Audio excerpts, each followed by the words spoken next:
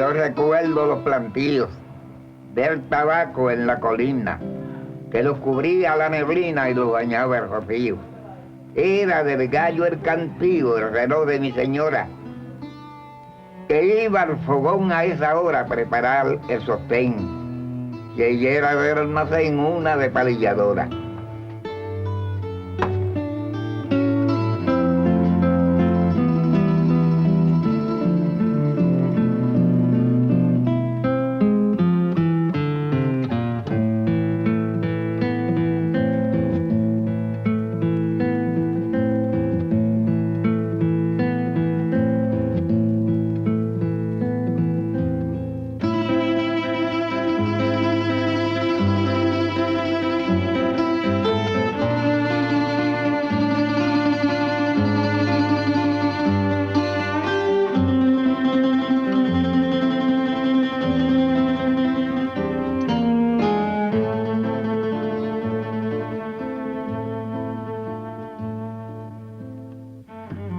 La intervención de los Estados Unidos en Puerto Rico, a partir de 1898, produjo cambios dramáticos en la economía de la isla.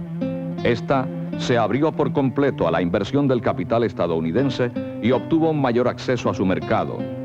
Ya que nuestra economía era principalmente agrícola, el capital se orientó a desarrollar los renglones agrícolas más importantes, sobre todo la caña de azúcar y el tabaco. Esta gestión económica aceleró la transformación del antiguo sistema de hacienda en uno de producción capitalista industrial que requirió inicialmente muchas manos que trabajaran. Fue entonces que aumentó dramáticamente la incorporación de la mujer a la fuerza obrera.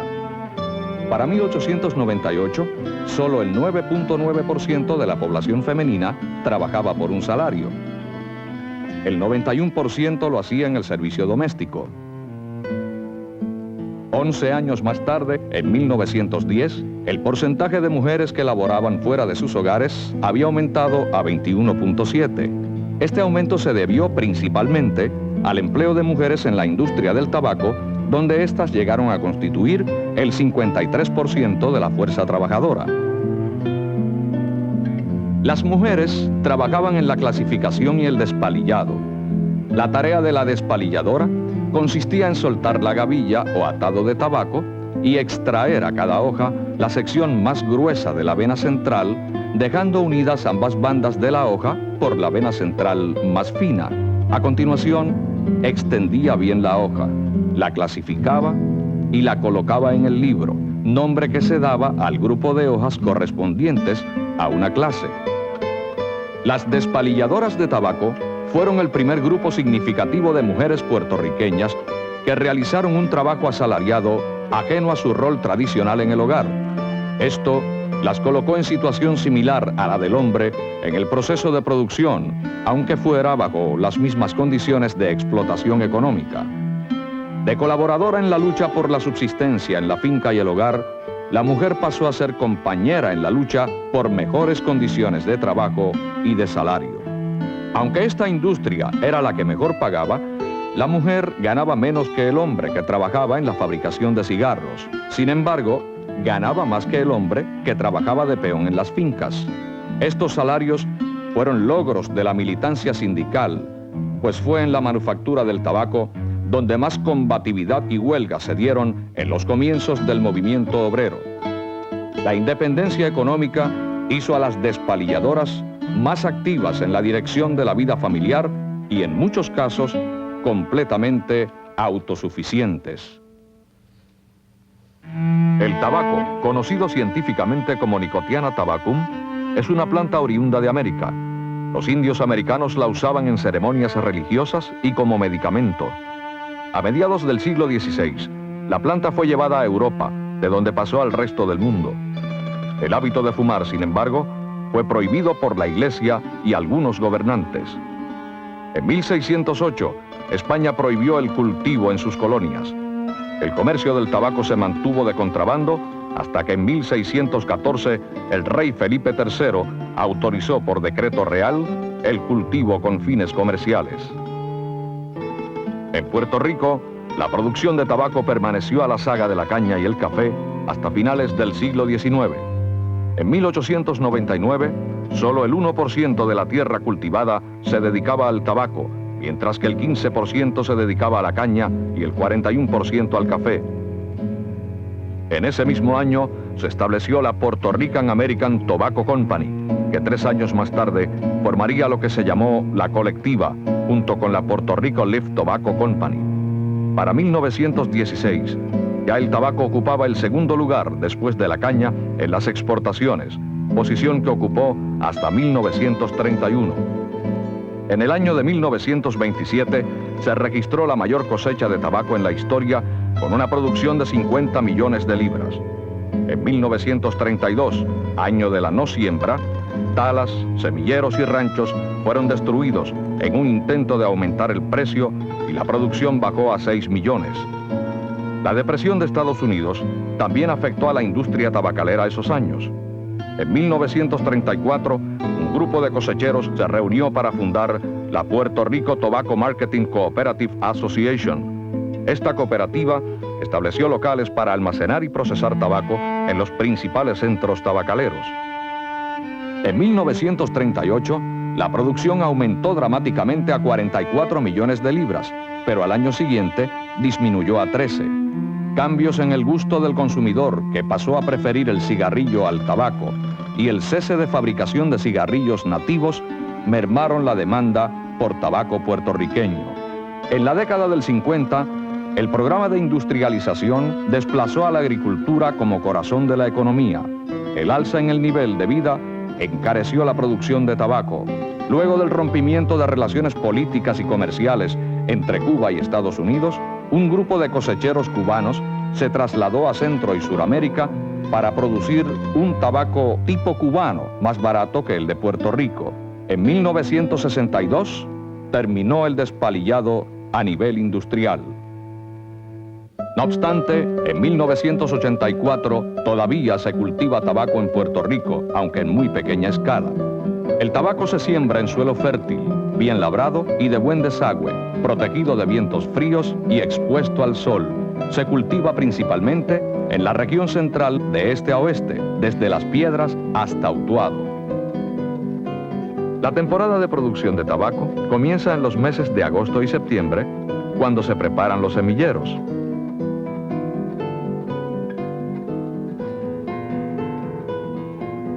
Luego de arado el terreno y dividida el área en eras estrechas, se riega la semilla mezclada con fertilizantes minerales. La siembra comienza alrededor de octubre y se prolonga hasta diciembre. Se necesitan de 8.000 a 11.000 plantas para sembrar una cuerda de tabaco. La cosecha comienza en enero y se extiende hasta marzo.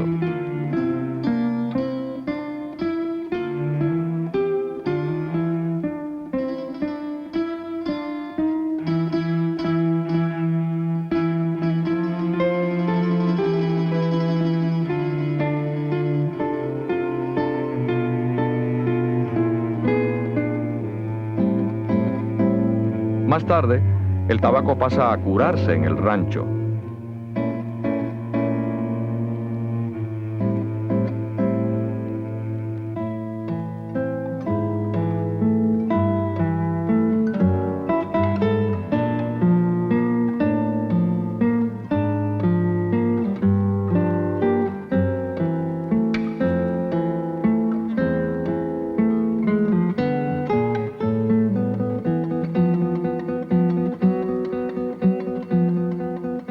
Las hojas se ensartan pasando una aguja con un cordón fino a través del peciolo para colocarlas suspendidas en el aire.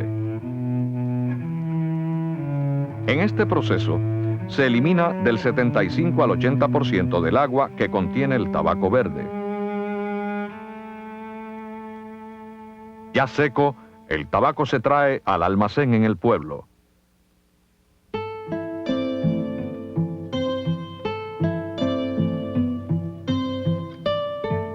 Comerío es un pueblo que vivió su mejor momento cuando el auge del tabaco. Su economía dependía prácticamente de esta industria.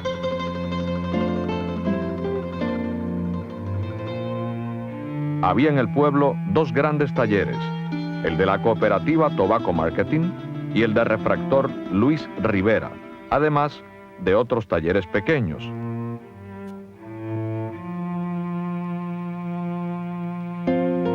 Hoy día, cuando el desempleo real en el pueblo se estima en un 40%, solamente opera la cooperativa y muy limitadamente.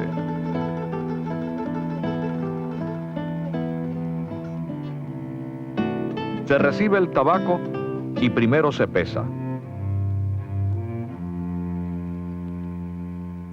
Luego, se clasifica de acuerdo a su calidad.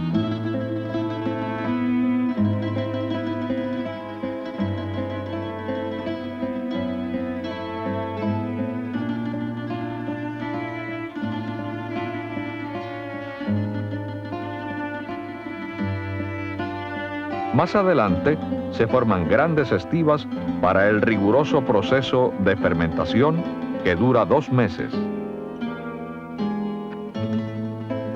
Finalmente, el tabaco será mojado para ser despalillado, proceso que se realiza en el extranjero. Con motivo de esta película, recreamos con la participación de antiguas despalilladoras escenas del despalillado local.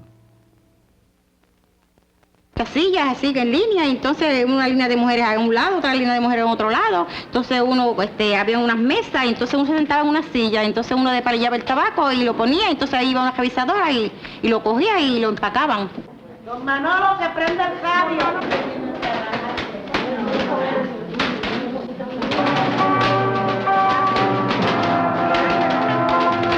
Elena Montalbán y Axel Anderson en Cuando amar es pecado, con la intervención estelar de Lucy Boscana, Rafael Enrique Saldaña, Mona Martí. Yo empecé a trabajar en el 1940 y aprendí en el almacén de Luis Rivera, que le decían el Cotojo, por nombre el Cotojo. Entonces yo iba a llevarle café y el almuerzo a mi mamá y me colaba así. Entonces me metí entre medio de los dos bancos y cogía las hojas y se las despalillaba. Entonces pues se las iba poniendo así y ella las iba planchando. Y así aprendí hasta que cuando tenía 16 años me fui a despalillar. El de la mesa, que era el Chu, le dijo a mi papá a mi mamá que yo no podía trabajar porque era menor de edad, ¿verdad? Entonces pues mi mamá se lo dijo a papá y fueron a Sidra, hicieron un acta de nacimiento. Entiende que yo tenía los 18 años. Y cuando vinimos el lunes al almacén, pues yo le traje el acta de nacimiento. Yo decía, si tengo edad para tener 2 hijos ya, tengo que tener edad para trabajar también, porque ya yo tenía 2 hijos. Me había casado y entonces pues había dejado el marido y estaba con mis papás. Trabajaban 40 horas de lunes a viernes. Nos pagaban, yo me ganaba 10.26 a razón de 52 chavos la hora, la pesada, que eran las boyas, era una pesada de tabaco. Entonces hacíamos 4, nos ganábamos 10.26. No pude estudiar porque la situación, fui única hija y la situación de mis papás no podían ayudarme para estudiar. Yo tuve que ir muy pequeña a trabajar. Vivíamos agregados en la finca de Luis Rivera. La casa no era de nosotros, ni la finca. Teníamos que íbamos a un sitio, pues tal como Luis Rivera, don Artemio Unpie, eran los dueños de la tierra, ¿verdad? Entonces tenían sus casas. Pues iba uno a pedirle una casa, agrego, como ellos se decía, entonces pues le daban una casa a uno, pero esa casa uno la vivía y tenía que trabajar en la finca, fuera con gratis o fuera por poco dinero, pero de esa finca no podía salir a trabajar a otra finca, porque tenía que irse. Mi mamá trabajaba en los almacenes y ella salía bien temprano por la mañana y mi papá era quien nos mandaba a nosotros para la escuela y mi hermana mayor, ella salía como a las 7 para el trabajo y llegaba por la tarde y ya nosotros habíamos llegado de la escuela porque salíamos a las 3:10, mi papá y mi hermana siempre estaban pendientes que nosotros llegáramos temprano y a las 4 que ella llegaba se bañaba y llegaba con ese olor a tabaco y después preguntaba por nosotros si habíamos hecho las asignaciones, si nos habíamos bañado, siempre estaba pendiente a los sucesos que nosotros hubiésemos hecho.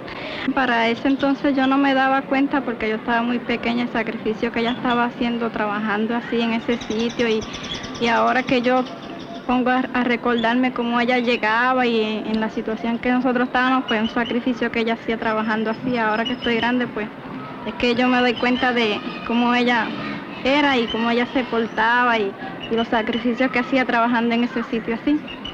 Así que por los sacrificios y por las cosas que nosotros hemos visto en ella, pues nosotros la queremos mucho por eso. Recoge esos palos para allá que no está haciendo.